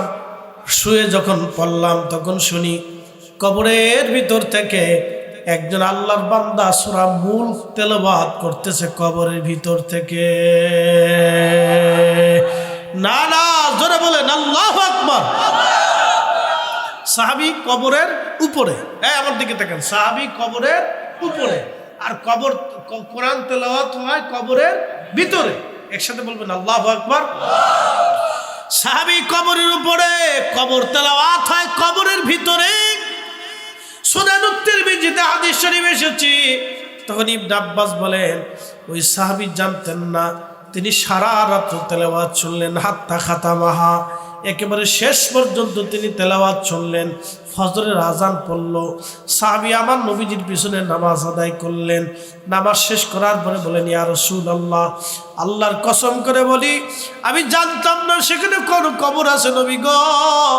আমি কবরের উপরে তাবু গাড়ছি এবং কবরের উপরে আমি বিছনা করে শুয়ে পড়ছি, কিন্তু আমি লক্ষ্য করলাম কবরের ভিতরে একজন আল্লাহর বান্দা পবিত্র কোরআন শরীফ সূরা মুলক তেলাওয়াত করতেছিল। হাত্তা খাতামাহা, আমি একেবারে শেষ পর্যন্ত তার তেলাওয়াত শুনলাম। আল্লাহর নবী তাকে ধমক দিয়ে বলেন নাই, সাহাবী তুমি ভুল শুনেছো, এই কথা নবী বলেন নাই। নবীজি হেসে বললেন, সাহাবী, হিয়াল মানিয়া হিয়াল মুনজিবা তুনজিহি মিন আযাবিল কবর। সাহাবীরে, এই সূরা হলো কবরের আযাব প্রতিরোধক। যে ব্যক্তি প্রত্যেকদিন এশার নামাজের পরে এই সূরা তেলাওয়াত করে ঘুমায়, আল্লাহ তাআলা তাকে কবরের আযাব থেকে তারে বাঁচায় দেয়। না না না, জোরে বলেন, জোরে জোরে জোরে। সূরার নাম কি? জোরে বলেন। নারী সমাজ, স্টার জলসা না দেখে সূরা মুলক পড়েন। কি কথা কর না কেন? না তা পড়বেন না। ইস, বহু বেড়ি আছে দেশে 6 মাসে ওযু করে না। কথা খারাপ করছি ভাই? 6 মাসে ওযু করে। হুজুর কেমনে জানেন? আমি এমনি জানি। আর তার জুমার নামাজ পড়তে মসজিদে আসে হানাফি মাযহাবে নাই, এই জন্য আসার সুযোগ নেই। জুমার নামাজও পড়ে না, জোহরও পড়ে না, আসরও পড়ে না, মাগরিব পড়ে না, এশা পড়ে না, ওযু করে না। খালি ওই কি করে রাজনী গুজে, কোন দিক দিয়ে আলতা মাখবো, সরু মাখবো, পাউডার মাখবো, আড়া মাখবো, খালি চিনতে। সাজুগুজু কেমন কেমন খেলে এত চিনতে। দিন বইরে মুখের ভিতরে আড়া মায়, শয়তানে হাসে, কয় দাদি তো ভালোই শিখছো তুমি, তা আমারও ফেল করে ফেলছো, যাও দাদি তুমি থাকতে আমার আর কোনো শিখতে নেই, যাও দাদি। বেডিরা মুহে আড়া মাখলে মনে হয় যে ইজলে, কি কথা কর না কেন? জোরে বলেন, জোরে বলেন। এক যুবতী নারী, তার চেহারা থাকবে চক চক চক চক করে, নূর চমকা, বেডি আড়া মাখতে মাখতে মনে হয় যে ইজলে বেরিয়েছে। কেন বলা পান তোদের চোখ কি আর আমার চোখ কি আমি জানি না, আমার চোখে তো ইজলে মনে হয়, এলে বেডি মনে হয় না, আমার কাছে একটু নারী মনে হয় সাথা। হ্যাঁ, এই যে মুরব্বীরা ওলামা ইকরামের দিকে তাকাবে, মুরব্বী কিছু মুরব্বী আছে দেখবেন যে 5 ওয়াক্ত যারা নামাজ পড়ে তাদের চেহারায় তাকাবেন, দেখবেন নূর চমকায়, বুড়া হয়ে গেছে কিন্তু শরীরের নূর আছে, চেহারার নূর আছে। বেটি সারা বছর পরে আড়া মাখে এদের পরে লাস্টে বলে যে হিজলে, এরকম কে? নারী জাতি তার চেহারা সুন্দর থাকবে, চকচক করবে, সারা দিন ঘরের ভিতরে বাড়ির ভিতরে থাকে, তার চেহারা ওরকম হবে কে? কি কথা কি আমি খারাপ করতেছি ভাই? আমরার মতো শত শত মাইল যদি দৌড়াইতো তাহলে এটা খুঁজে পাওয়া যেত। আমার গাড়ির মাইলেজ কত জানেন? 1,25,000 প্লাস। কত বুঝেন? একজন সারা জীবনে 1 লক্ষ কিলোমিটার দৌড়ায় না, আর আমরা 1-1.5 বছরে 1 লক্ষ কিলোমিটার দৌড়াই। তা আমরার মতো দৌড়াইলে বেডিরে খুঁজে পাওয়া যেত না, সে হার আবার আমরার মতো চকচক করে, ইস এত সহজ।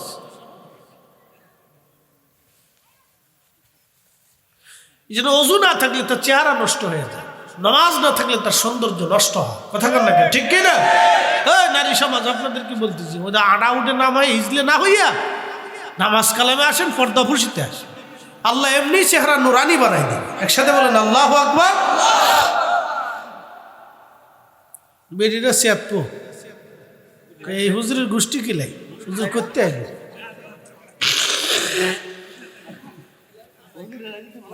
আবার কই বলছে হুজুর মরে যাক গে, হুজুর বাইচে রয়েছে কে?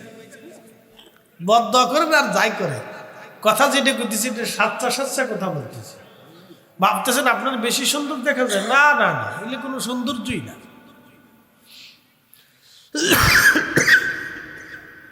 সূরার নাম কি? একসাথে বলেন, সূরার নাম কি? মুলক। মুলক, একসাথে বলবেন আল্লাহু আকবার। কোন সময় পড়তে হবে? এশার পরে। যারা বলেন কোন সময়? এশার পরে সূরা মুলক তেলাওয়াত করবেন। সূরা মুলক, ইয়া আল্লাহ কি দামি সূরা। আরেকটু ফজিলত বলে দিয়ে যাই, মনোযোগ দেন। কবরে আমাদেরকে নামাবে না, এবার কবরে নামায়। এত সময় কবরের উপর ছিলাম, এখন কবরের ভিতরে যাই, যাবো কবরের ভিতরে যাই, দেখি কে আপন আছে। এখন একটু কবরের ভিতরে যাই, দেখি আপন কি আছে, এ বোঝা যাবে। আল্লাহর নবী বলেন, আয়েশা, এই যারা তাবারক খাইতে আইছেন তারাও চলে আসে। বহুত কষ্ট করছেন আপনারা, চারপাশ দিয়ে ঘুরে ঘুরে অনেক কষ্ট হয়েছে আপনাদের, আর বেশি কষ্ট দিতেছি না, অসুবিধা নেই। আমারও শেষ, 1.5 ঘন্টা ওয়াজ হয়ে গেছে। কেমনে 1.5 ঘন্টা পার করছে আমি নিজেও জানি না, অসুস্থ শরীরে 1.5 ঘন্টা হয়ে গেছে। একসাথে বলবেন আল্লাহু আকবার। যারা এই 1.5 ঘন্টা পরে তাবারক খুঁজতেছেন তারা এখনো তাবারক পান নাই, তারা লাস্টে আমরাও পাবো, আপনারাও পাবেন। কথা ঠিক আছে না ভাই? আপনারা যারা বসে আছেন আপনারা পাবেন না, আল্লাহ দয়া করে দিলে পাবেন। আর যারা বাইরে আছেন ঘুরতেছে তারাও পাবে, অসুবিধা নেই, ঘুরে ঘুরে পাবে। আর আপনারা ওয়াজ শুনেও পাবেন, আখেরাতও পাইলেন, দুনিয়াও পাইলেন। আল্লাহু আকবার। যারা চারপাশ দিয়ে ঘুরলো এরা বোকা, ও বুঝে না যে আমি যে ঘুরতেছি চারপাশ দিয়ে, তো ঘুরে আমার লাভ হলো কি? আমার তো ঘুরে কোনো লাভ হলো না। তাবারক যে বসে রয়েছে সেও পাবে, আমিও পাবো। তো যে বেহেশতের বাগানে বসে রয়েছে তার একটা লাভ হলো, সে আখেরাত নিয়ে গেল। কি কথা কর না কেন? কি নিল? আখেরাতের সদাই নিল। দুনিয়াটা তো পাবেন, এটা তো যারা দাওয়াত দিছে আপনাদেরকে, মেহমানদের ব্যবস্থা তারা তো করছে না ভাই? তার উদ্দেশ্য হলো আল্লাহর মেহমান আমি দাওয়াত করছি আমার বাড়িতে বা আমাদের মাহফিলে, তারা আসবে, খালি মুখে কেমনে বিদায় করি? এটা হলো আমাদের সুন্নি মাহফিলের একটা আদর্শ। কথা ঠিক কিনা? যে খালি মুখে আমরা এই মানুষগুলির কেমনে বিদায় দেব, যে এই মানুষগুলির তো আমরা দাওয়াত করে আনছি। কথা ঠিক আছে না ভাই? দাওয়াত করে তো উন্না আনছে, তা আমারও তো আপনারা দাওয়াত করে আনছেন। তা দাওয়াত করে আনার পরে এখন তো আমার খালি মুখে দিবেন না, কিছু তো খাওয়াই দিবেন। যেহেতু আমি মেহমান, আমি তো জোর করে আসিনি, আপনারা আনছেন, আপনাদেরকেও তো জোর করে আনা হয় না, দাওয়াত করেই তো আনা হয়েছে। কথা ঠিক আছে না? তো যিনি মেজবান তিনারও তো আপনাদের জন্য কিছু মেহমানদারির ব্যবস্থা করছেন, তো সবাই তো পাবেন, তো বসলেও পাবেন, ঘুরলেও পাবেন। তো ঘুরে তো কোনো লাভ নাই রে ভাই, ভিতরে এসে বসেন, বসে দুইটা কথা শোনেন, আখেরাতের কিছু নিয়ে যান।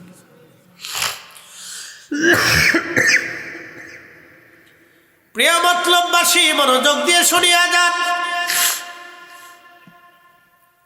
সূরা মুলকের ফজিলত আপনাদেরকে শোনায়, এবার কবরের দিকে চলে যায়। মানুষ মারা যাওয়ার পরে কবরে নিয়ে যাওয়া হয়।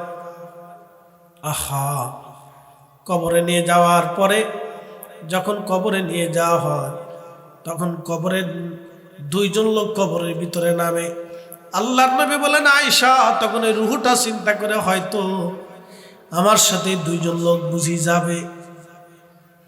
যখন কবর থেকে নামাইয়া ওই দুইজন লোক কবর থেকে উঠে চলে আসে, ওই রুহুটা আবার কান্নাকাটি করে, আহা আমার কেউ আর আপন রইল না। কবরের উপরে মাটি দিয়ে সবাই চলে আসে। তখন রুহু কান্নাকাটি করার বলে, ও সন্তান, এত তাড়াতাড়ি ভুইলা গেলা, ও আপন জনেরা আমার এত তাড়াতাড়ি ভুইলা গেলা। কিন্তু করার তো কিছুই নাই, মহাকালের এক যাত্রা শুরু, মহাকালের এক এক যাত্রা। আপনি আসার সময় আসলেন একা, যাওয়ার সময় আপনি যাবেন একা। আপনি আসার সময় আসলেন একা, যাওয়ার সময় আপনি যাবেন একা। আসার সময় আপনি আসলেন উলঙ্গ, যাওয়ার সময় আপনাকে পড়ানো হবে কাফনের কাপড়, কিছুই দেওয়া হবে না। আপনার দামি ঘড়ি, দামি চশমা, দামি খাট পালঙ্ক, সুন্দর বাড়িটা আপনার রেখে চলে যেতে হবে। আহা বড় একা।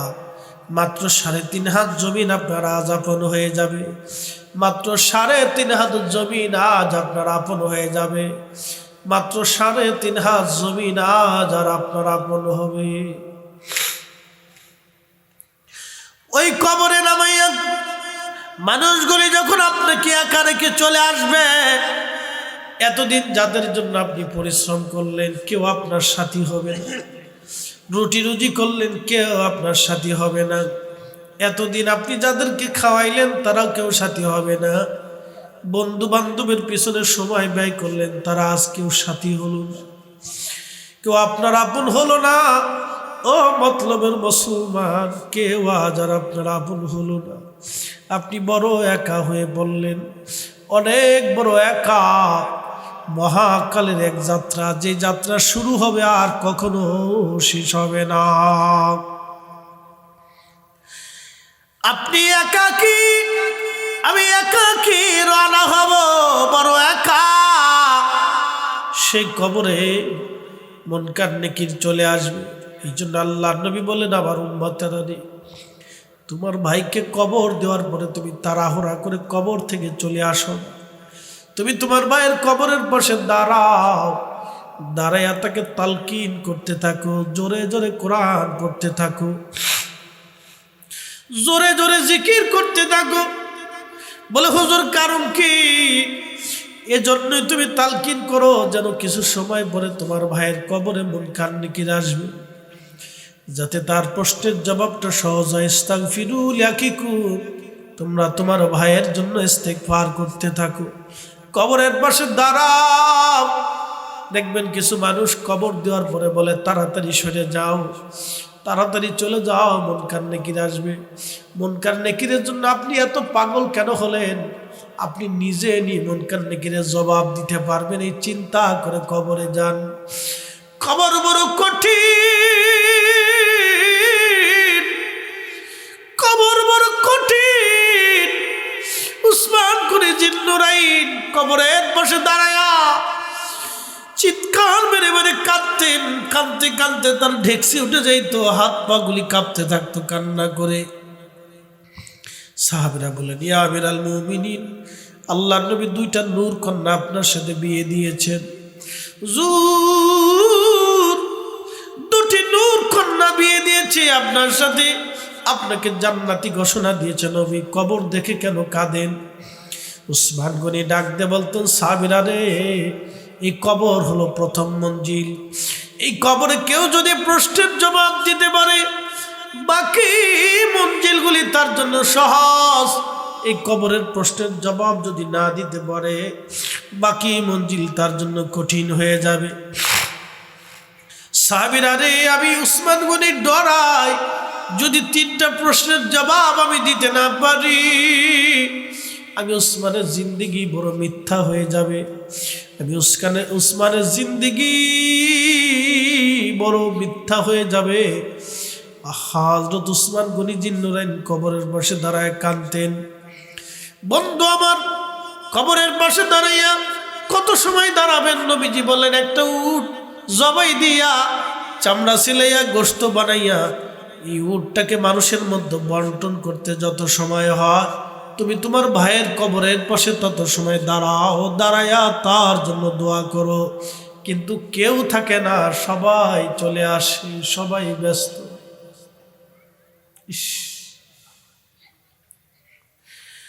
ওই সময় সবাই ব্যস্ত, কেউ ব্যবসার কাজে ব্যস্ত, কেউ চাকরির কাজে ব্যস্ত, সন্তান নিয়ে ব্যস্ত, জমি জমা নিয়ে ব্যস্ত। কেউ কবরের পাশে সেই সময় দাঁড়ায় না।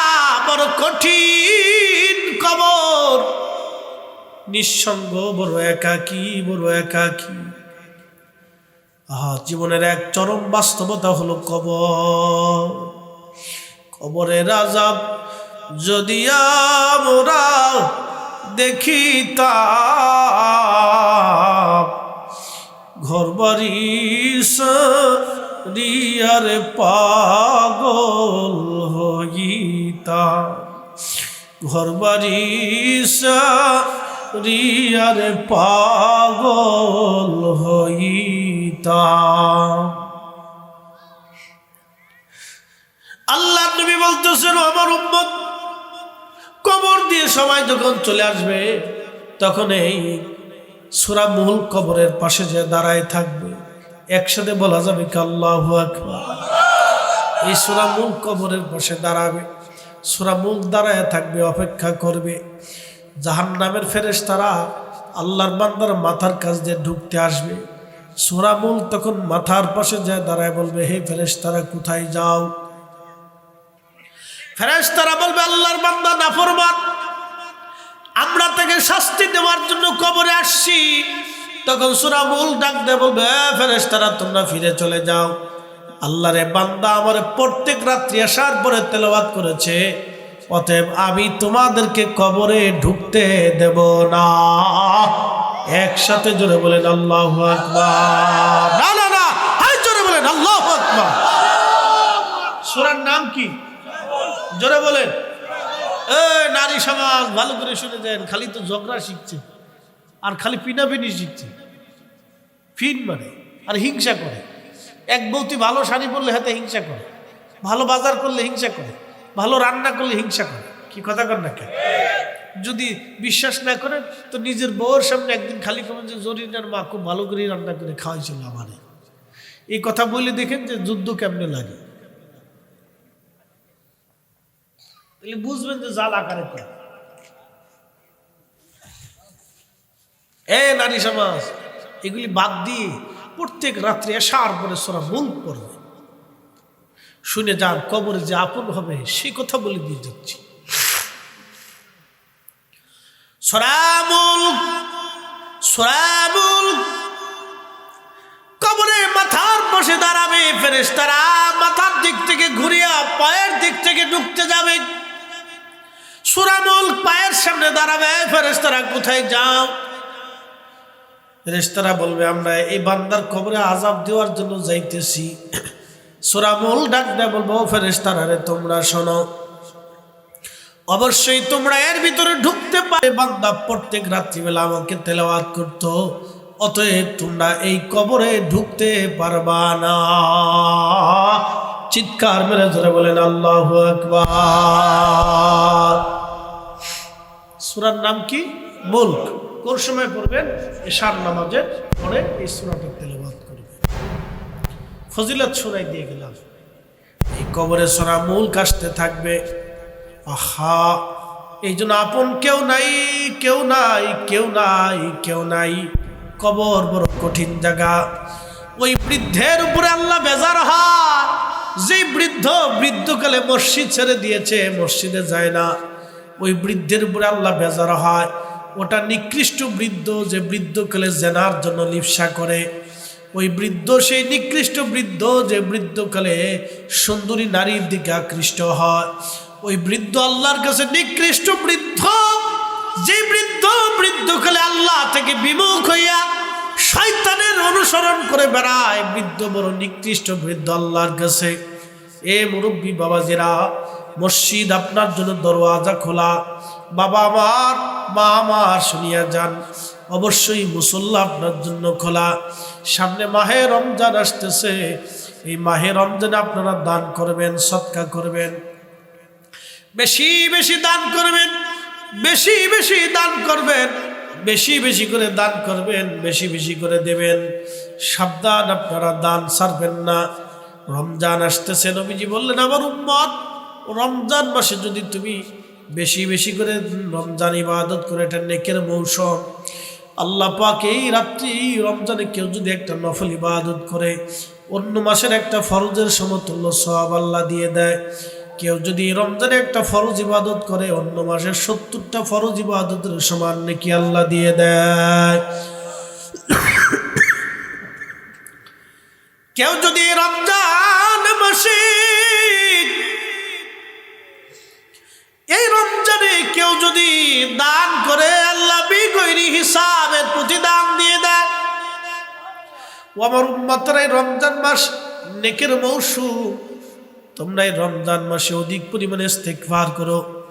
রমজান মাসে তোমরা কোরআন তেলাওয়াত করো, কারণ এই মাসে একটা নফল করলে অন্য মাসের একটা ফরজের সমান নেকি আমার আল্লাহ লিখিয়া দেয়। এই রমজান মাসে আল্লাহ কেউ যদি রাত জেগে ইবাদত করে, নামাজ পড়ে, তারাবি পড়ে, সারাদিন ইমান ইহতিসাবের সাথে রোজা রাখে, নবীজি বললেন তাকে রমজান শেষ হওয়ার আগে এমনভাবে তাকে নিষ্পাপ বানানো হয় যে সদ্য মা থেকে দুনিয়াতে আসলে যেমন হয়ে যায়, আল্লাহ এই রমজান মাসে তাকে এরকম নিষ্পাপ বানায়া দেয়। আল্লাহু আকবার। নবীজি বললেন, উম্মত, তোমরা রমজানে রোজাদারকে ইফতার করাও। তোমার রোজা হোক বা না হোক, যাকে ইফতার করাইলা তার রোজা হোক বা না হোক, আল্লাহ একজনকে ইফতার করানোর বিনিময়ে একটা কবুল রোজার সওয়াব আল্লাহ লিখে দেবে। যারে ইফতার করাইলো তারও রোজার সওয়াব কম দেওয়া হবে না, যে ইফতার করাইলো তাকেও কম দেওয়া হবে না। আল্লাহ নবী বলেন, আমার উম্মত, এই রমজানে তুমি তোমার রোজাদার ভাইকে ইফতার করাও। যদি সম্ভব হয় তুমি তোমার রোজাদার ভাইকে তৃপ্তি সহকারে ইফতার করাও।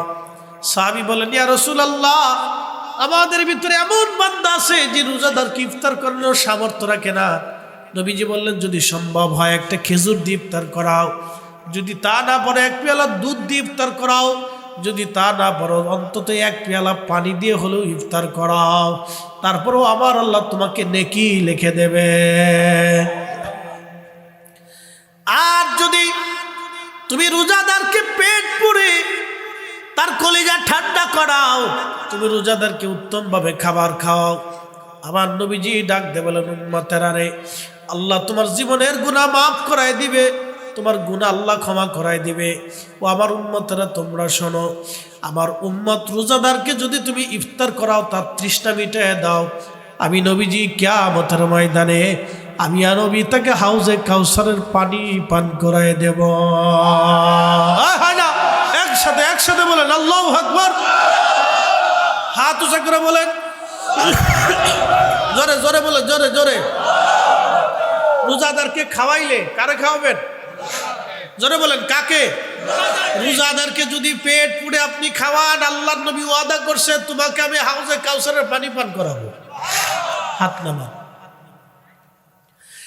আপনি যদি রোজাদারকে পেট পুড়ে খাওয়ান, ইফতার করান, নবীজি বললেন হাউজে কাউসারের পানি তোমারে পান করাবো। শুধু তাই নয়, এক পেয়ালা পানি যদি তুমি পান করো হাউজে কাউসারের, জান্নাতে যাওয়ার আগ পর্যন্ত পানির কথা মনে থাকবে না। আমার দেশের বহু হাজি এই বছর রমজানে মিনিমাম 1 লক্ষের উপরে হাজি হজে যাবে, ওমরা করতে যাবে।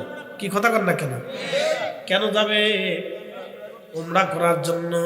উমরা থেকে আসবে, আসার পরে গল্প করবে, জানিস আমি ওই কাবাতে ইফতার করছি, খুব মজার ইফতার, ইতিকাফ করছি, কাবা শরীফে 5 ওয়াক্ত নামাজ পড়ছি, খুব খুব নেকি। মদিনায় ইফতার করছি, কি দামি দামি ইফতার খাওয়ায় জানিস। মানুষের কাছে এসে গল্প করবে। কি কথা কর না কেন? 1 লক্ষের উপরে হাজি ইফতার করবে, উমরা করার জন্য মক্কা মদিনায় যাবে। আমাদের দেশে কোটি কোটি টাকার মালিক আছে ভাই, আছে না নাই? আপনাদের মতলব উত্তরে অন্তত 250 জন তো কোটিপতি আছে, আছে না নাই? বেশি আছে, বেশি আছে না?